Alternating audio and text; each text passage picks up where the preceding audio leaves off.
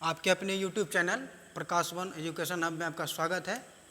आज दोस्तों आपके सामने देखिए, सबसे पहले इसको आप उतार लीजिए, अपने नोटबुक पे नोट कर लीजिए इसे।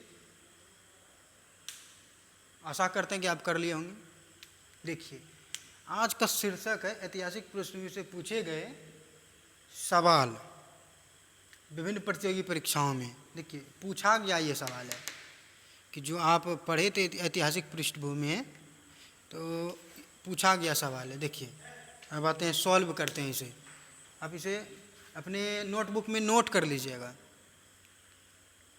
सबसे पहले आते हैं, कौन से अधिनियम को मार्ले मिंटो सुधार कहा जाता है। आप लोगों ने पढ़ा था कि मार्ले मिंटो सुधार अधिनियम, जिसमें कि एक मॉर्ले था आपका राज्य सचिव और मिंटो था आपका वायसराय। देखिए, भारत परिषद अधिनियम 1909। सिर्फ आप देखिए इसे और याद करने का प्रयास कीजिएगा। संविधान अस्तित्व में कब आया? 26 जनवरी 1950 को। भारत शासन अधिनियम 1935 में केंद्र और इकाइयों के बीच शक्ति का बंटवारा किन आधारों पर किया गया था? आप जानते हैं, संघ सूची, राज्य सूची और समवर्ती सूची के बीच।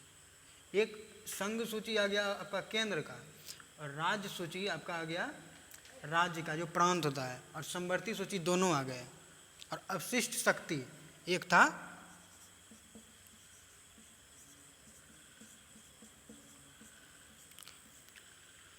अवशिष्ट शक्ति, जो कि वायसराय के हाथ में चले गया था, अभी आपका राष्ट्रपति के हाथ में है। अब आते हैं, किस अधिनियम के तहत गवर्नर जनरल का नाम वायसराय कर दिया गया था? आप जानते हैं कि वो ताज का शासन, जो कि ब्रिटिश क्राउन को चल गया था, यहाँ का जो भी शासन था, महारानी एलिजाबेथ अपना शासन चला रही थी वहाँ बैठ के। ताज का शासन अधिनियम 1858।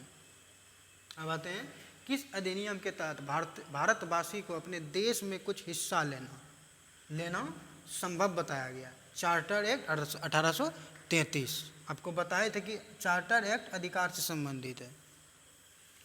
अब आते हैं, द्वैध शासन पद्धति कब समाप्त किया गया था? तो भारत शासन अधिनियम 1935। अब माउंटबेटन योजना कब पेश की गई थी? 3 जून 1947। आप इसे देख लीजिए, क्योंकि ये विभिन्न प्रतियोगी परीक्षाओं में पूछे गए सवाल हैं और पूछे भी जाते हैं, चाहे वो एसएससी हो, चाहे वो बीपीएससी हो, चाहे वो बिहार पुलिस हो, कोई सा भी एग्ज़ाम हो, चाहे वो यूपीएससी हो, सब में पूछा जाता है सवाल। आप इसे नोट कर लीजिए।